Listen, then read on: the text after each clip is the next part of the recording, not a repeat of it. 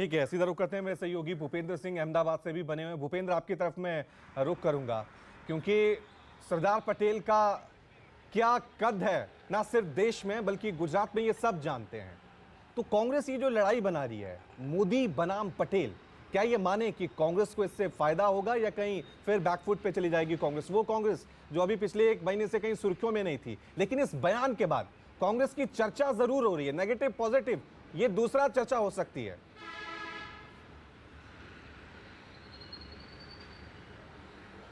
देखिए रवि, कल जिस तरह से कांग्रेस का मैनिफेस्टो जारी हुआ, जाहिर सी बात है चर्चा उनके मैनिफेस्टो को लेकर होनी चाहिए थी। उन्होंने जिस तरह के घोषणाएं की हैं अपने मैनिफेस्टो में, उसको लेकर होनी चाहिए थी, लेकिन चर्चा हो रही है मधुसूदन मिस्त्री के बयान की। मैंने ही उनसे जाकर पूछा था कि आखिरकार नरेंद्र मोदी स्टेडियम को बदलने की क्या ज़रूरत है, जबकि पूरा का पूरा संकुल जो है उसका नाम सरदार पटेल स्पोर्ट्स कॉम्प्लेक्स रखा गया है और उसका एक भाग है नरेंद्र मोदी स्टेडियम। उसके अंदर और भी बहुत सारी सुविधाएँ हैं, हॉकी स्टेडियम है, बहुत सारे इंडोर स्टेडियम है और इसके अलावा अन्य स्पोर्ट्स से जुड़ी हुई चीज़ें भी हैं। तो उन्होंने कहा था कि अगर उन्हें अपनी सबसे बड़ी चीज़ को ही नरेंद्र मोदी नाम देना था तो जाहिर सी बात है कि वो सरदार पटेल से अपने आप को ऊपर आंक रहे हैं और यही वजह है कि उनको उनकी जगह दिखानी पड़ेगी। हमने उस पर उनको क्रॉस क्वेश्चनिंग किया कि विश्व की सबसे बड़ी प्रतिमा, सबसे ऊंची प्रतिमा जो है सरदार पटेल की, वो भी नरेंद्र मोदी ने ही बनाई है। उनको वो स्थान उन्होंने दिया है जहां आज करोड़ों पर्यटक आ रहे हैं। तो आप इस तरह से कैसे कह सकते हैं? इस पर भी उन्होंने साफ तौर पर कहा कि ये उनकी अपनी महत्वाकांक्षा थी, ये उनकी अपना राजनीतिक स्टंट था। लेकिन कल जिस तरह से मधुसूदन मिस्त्री ने जवाब दिया है, मैं बता दूं कि 2014 के चुनाव में, लोकसभा चुनाव में, जब प्रधानमंत्री वडोदरा से कंटेस्ट कर रहे थे तो मधुसूदन मिस्त्री ही उनके सामने प्रतिस्पर्धी थे। वहाँ से वडोदरा से वो चुनाव में खड़े हुए थे और मधुसूदन मिस्त्री सरदार पटेल सेवा ट्रस्ट जो यहाँ पर है बना हुआ गुजरात में, उसमें सालों से जुड़े हुए हैं।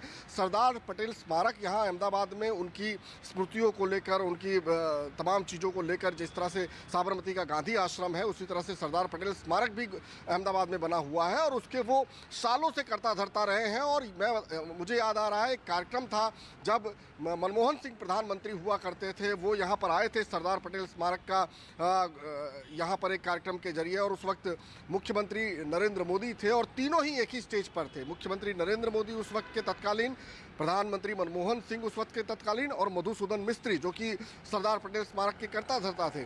उस समय भी ये तमाम चीज़, ये कॉन्फ्लिक्ट जो है वो देखने को मिला था कि किस तरह से, भले ही एक पंच पर मौजूद थे, लेकिन किस तरह से मधुसूदन मिस्त्री और नरेंद्र मोदी दोनों के बीच जुबानी जंग जो है उस समय मंच पर से देखने को मिली थी। और आज एक बार फिर वही चीज़ दोहरा दी गई है।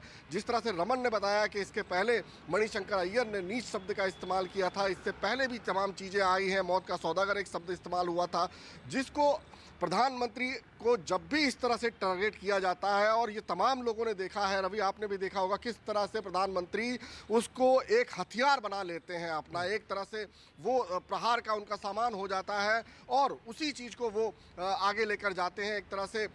हालांकि केजरीवाल भी इन दिनों यही कार्ड खेल रहे हैं, वो भी लगातार ये कहते रहते हैं, बोलते रहते हैं अपनी तमाम प्रेस कॉन्फ्रेंस में कि मुझे कांग्रेस और बीजेपी दोनों मिलकर गालियाँ दे रहे हैं।